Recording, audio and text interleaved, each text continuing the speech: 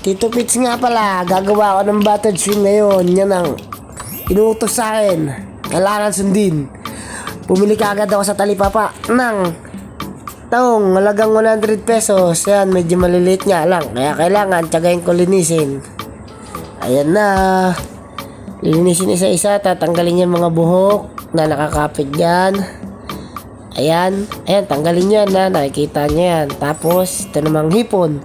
Hugasan maigi. Siyempre, nilangaw-langawan yan sa Talipapa. Wala namang karne na hindi nalangawan. Kaya dapat lilinisin muna. Maigi. Yan. Nalinis ko na silang dalawa ngayon. Ngayon, oras na para tanggalin niyang mga ulo niyan. Kailangan ko yan mamaya. Hindi ko talaga sinasama yung ulo ng ipon dyan kasi may gagawin na ako dyan mamaya. Ayan na sila. Nalinis ko na. Hiwa mo na ako ng mga gulay-gulay na kailangan kong panggisa. Sibuyas. Iyan, nilagay dyan. Tapos, pak, huwag mong dudurugin yung luya. Konti lang yan. Bawang, importante. Point, point, isa. Point, tugudoink, tugudoink. Isa ang mga bawang ngayon. Hiwa-hiwain ko yan, syempre. Pagkatapos, kukuha ako ng isang mais. Gusto ko kasi yung mais. Minsan kasi hindi na ako nagkakanin, gulay-gulay na lang. Ayan.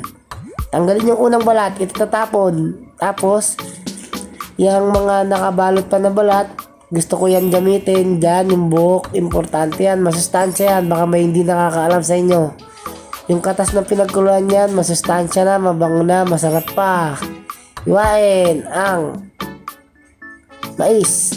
Ayun, sabawan. Nagpapakuluan ko na ngayon yan. Pakuluan yan.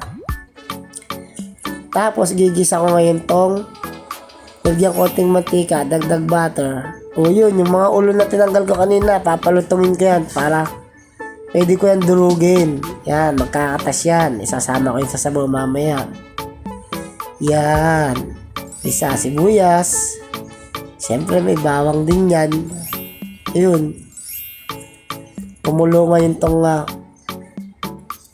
tanggalin mo yan. Tanggalin na natin yan. Tapos na trabaho ng mga yon. Ayan na, tanggalin na. Itatapon ko yon. Kunin, anguin ang mga mais. Yan. Luto na. Pwede na siya ngayon. Mabilis na ngayon lutuin to. Magtitira ako ng konting sabaw para dyan mamaya. Nilagyan ko na ng luya. Diyan ko ginamit yung luya sa tahong. Papasingawan ko yun ng isang beses. Pag singaw ngayon nga ng tahong dyan na may luya, itatapon ko ngayon yung sabaw niyan. Kasi hindi na din kailangan yan. Yan. Ayoko niyan. Okay. Balik tayo sa panty ko. Butter. Dagdag butter. Kasama yung tahong. Unahin yung tahong dapat igisa-gisa sa butter. Yan. Yung ulo. Gusto ko yan durog. Kumakatas yan. Paminta. Tapos asin. Kala niya pampalasa. Depende sa panlasa nyo. Ano yan? Kasi, asukal. May konting asukal yan. Dapat siya manamis-namis. Ayun na siya. Nagay ko na ngayon yung mga lutong mais. Sprite. Malaki pinabili ko. Kasi inumin ko yun mamaya pagtaas kong kumain. Hindi mo ilalagay lahat Ayan, yung sabaw na itinira ko kanina ng mais. Sarap yan. Hipon sa uli lagay. Dahil yan, hindi yan pwede isama bigla-bigla. Pag na-overcook yan, mahirap kainin dahil ang balat ay didikit sa laman ng hipon. Sayang. Baka may hindi nakakaalam sa inyo na overcook din ng mga hipon na yan. Ayun na, halo-halo onte. Oh, sarap na. Konti na lang. Magtatawag na ako ng kasama kumain. Dahil dalawa lang kami ng asawa kong kakain yan. Medyo marami yan. Halo-halo. Tapos medyo nakulangan ako dyan. Tinikman ko. Kaya ngayon, ilalagay ko pa ulit dyan yung natitira nating butter. Iyan. Pagkatulo ng butter na yan, pwede na natin kainin yan. Ayun, sarap no. Usok-usok. Yari na naman kaldero na ito.